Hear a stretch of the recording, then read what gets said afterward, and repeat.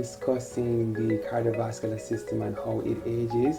It's the first presentation of a 7-week series on the cardiovascular system. So today we'll be discussing the aging of the cardiovascular system.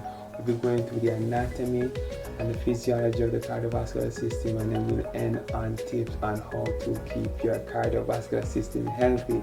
So thank you for supporting us. Thank you for taking time out to spend to listen to us.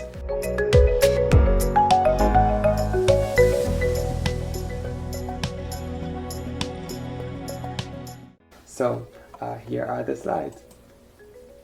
Matters of the heart, affairs of the heart. I hope you like the title. And as mentioned before, we're talking about how the cardiovascular system changes with age. And these are the topics for the 7-week series. We're discussing hypertension, coronary artery disease, heart failure, atrial fibrillation, peripheral arterial disease, and valvular heart disease. As always, we're going to define the topic that we're discussing. So we'll be discussing the cardiovascular system, and we're discussing the facts, stats, and trivia related to cardiovascular disease. We're discussing this concept of the pump and the pipes of the cardiovascular system. We're discussing anatomy, physiology, and tips on how to keep the cardiovascular system healthy. Then we'll end with resources, and then we'll meet again next week and discuss hypertension. Alright, so the cardiovascular system, or the circulatory system, consists of the heart and a network of blood vessels that function to deliver oxygen and other nutrients to the tissues of the body and to remove carbon dioxide and other waste products from the body. And the leading cause of death in the United States continues to be heart disease. So that makes it even more important to talk about matters or affairs of the heart, and to talk about the cardiovascular system, and to find ways to keep your cardiovascular system healthy. So the Geri fact for today is that 80% of premature heart attacks and strokes are preventable with a healthy diet, regular physical activity, and avoidance of tobacco products. And I really even add avoidance of alcohol as much as possible. So this is from the World Health Organization. The GeriTips fact from today, I couldn't verify this, but I think it's true. The symbol that you see on the screen, which we use commonly to represent the heart, is thought by some historians to have been inspired by the shape of the seed pod of the silphium plant, which was a popular contraceptive used by the Greeks and the Romans many years ago. I couldn't find a photo of an actual silphium plant that exists today, because from what I read, it's extinct. So I guess it was so popular that it's become extinct now. Alright, so we mentioned this concept of pump and pipes. And the heart is the pump, and the arteries, arterioles, capillaries, venules, and veins are the pipes. So let's start mentally with the heart. So the heart receives blood from the body and then it pumps into the arteries. Now the arteries are designed to have thicker walls, which allow them to accommodate the high pressure of the blood that's being pumped from the heart. The arteries will then break up into smaller arterioles. So the arteries deliver blood to the arterioles, which have muscular tissue within the walls, which help to regulate how much blood that actually gets to the tissues. So a lot of the medications that we use to manage blood pressure actually impact or regulate the functioning of the arterioles, because the arterioles have the muscles which have to regulate blood flow. So the arterioles will deliver blood to the capillaries. The capillaries are the ones that we tend to rupture when we have a cut on our skin. And the capillaries, they deliver blood to the actual tissues, the actual cells of the body. Now, the blood, when the oxygen within it is used, that deoxygenated blood is delivered to venules, and then the venules come together to form veins, and the veins take blood back to the heart, and then the heart pumps blood to the arteries, and then the cycle continues. So how does the cardiovascular system work? So so here's a slide with a diagram that I did. It's not Mozart. It's not a Picasso, but let's see if it helps you to understand the cardiovascular system. So let me blow it up a little bit. So let's start at the legs, right? The legs represents the body. So let's say you're out on a walk, right? The muscle tissue is made up of muscle cells. So these cells need oxygen to burn the food that you eat, like the sugar and the fat, to burn the fat to produce the energy for the cells to do what they need to do to make you walk. So the more walking we do, the more oxygen the cells use. So eventually the blood will be pumped from the muscles of the legs to the heart. This blood doesn't have a lot of oxygen, so it will hit the heart and it will enter the heart in what we call the right atrium. So the box in the middle of the diagram with the four smaller boxes is the heart, and then the left upper box is the right atrium, because we must pretend that the heart is in our chest. So everything that looks right or labeled right on the diagram is actually in the left side of the body. So that left upper box is actually on the right side of the heart in the body. So the left upper box is the right atrium. The deoxygenated blood enters the right atrium. The right atrium will then pump blood into the right ventricle, which pumps blood to the lungs. The lungs contain oxygen from the air, and then this oxygen is diffusing into the blood that flows to the lungs. This blood that was in the lungs and that picked up oxygen is then delivered to the heart, and then the heart receives the blood in the left atrium, which is on the right side of the diagram. The left atrium will pump blood down into the left ventricle, which pumps blood to the rest of the body. And this blood has oxygen to help you to continue walking and to do anything else the body needs to do. And then the cycle continues. Two additional notes. There are 4 triangles within that diagram, and each triangle represents a valve. The valve helps to ensure forward flow through the heart.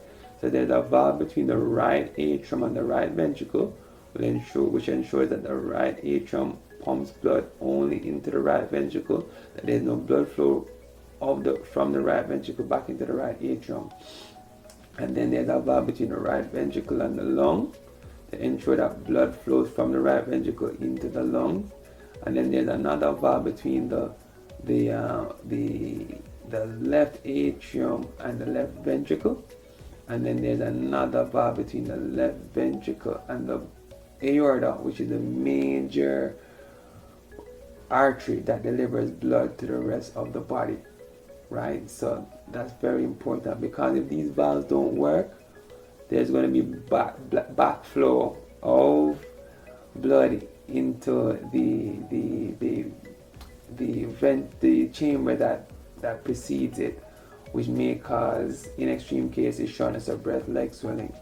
So those are the valves. And then the final note is that there is a system of conductive tissue and nodes that help to regulate how fast and how slow the heart beats, how forcefully the heart beats, and the rhythm with which the heart beats. And if these nodes and if this conductive tissue doesn't work well, that results in the heart not beating fast enough, which can lead to you're blacking out, or if the heart might be beating too fast, that can also lead to a blackout because blood isn't getting to the brain efficiently, and that's why some people may need a pacemaker to reset the pace of the heart, because the conductive tissue isn't working properly. So, did I lose you? If I did, in the next videos, next episode, we'll discuss in more detail, and we'll repetition helps with learning. So how does the cardiovascular system age? It ages in many ways, but I'll just state a few of the ways that the cardiovascular system ages. So one, because with age, many of us become less active, the muscles that would help the veins to pump blood or to return blood to the heart don't work as much. We sit more, we're not walking as much, so the circulation becomes more sluggish. So less blood will get to the heart, and then as a result, the heart doesn't get enough blood to pump the rest of the body. So that's one thing. Two, the same valves that help to ensure forward flow, sometimes they become calcified and they leak. And in extreme cases, some persons need valve replacements because they get the severe shortness of breath, leg swelling from the leaky valves. Three, the heart muscles can become weak or stiff. Some of us, especially those of us who drink a lot of alcohol, we smoke, or we have high blood pressure that puts pressure on the heart muscle. The muscles can become weak, and they can become so weak that they're not able to deliver the oxygen they're not able to make the heart pump efficiently enough to deliver oxygen to the cells efficiently, and we develop what we call heart failure. And sometimes the heart becomes stiff as well, because the muscles become thick, because someone has high blood pressure and the heart has to pump hard all the time. And just like a bodybuilder, those heart muscles become larger, but they become stiffer, and that can lead to it not being efficient in getting blood around the body, and that can also lead to heart failure. And also, because we're not exercising, we're not using our lung muscles well enough, so the lung muscles become weaker, and the lungs become less efficient in getting the air that has the oxygen to oxygenate the blood. So many of us who don't exercise much become shortness of breath much easier than someone who does exercise consistently. And then the arteries can become stiff because we have cholesterol that becomes deposited along the walls of the arteries, and then they become calcified, and then the arteries become stiffened, and that leads to more force being required to pump blood from the heart to these arteries and to the rest of the body. So hypertension develops, and then also the conductive tissue diminishes, so some persons develop atrial fibrillation, atrial flutter, or a fast heartbeat for no reason, slow heartbeat for no reason, and then we have problems. So, tips on a healthy cardiovascular system. So, I have 10 tips for you. 1. Whole food plant-based diet. Try to eat foods that are minimally or not processed. Fruits, vegetables, whole grains, tubers like potatoes, yams, stuff like that. Drink a lot of water.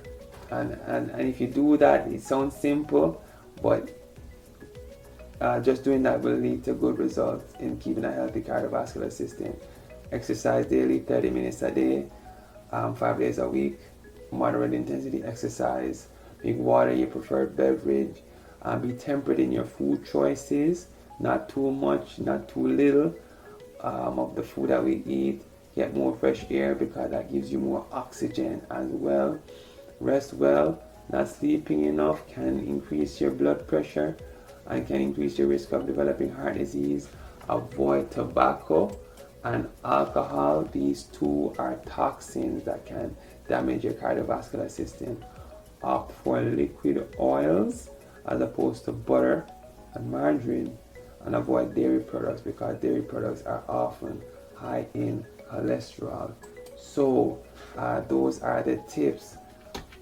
So for further resources, visit healthinaging.org, the CDC, the NIH, and the American Heart Association, which has cool information for patients. Thank you for supporting GeriTips, and visit us on Instagram, TikTok, Facebook, and YouTube. Thank you for your time. See you next week. Bye bye.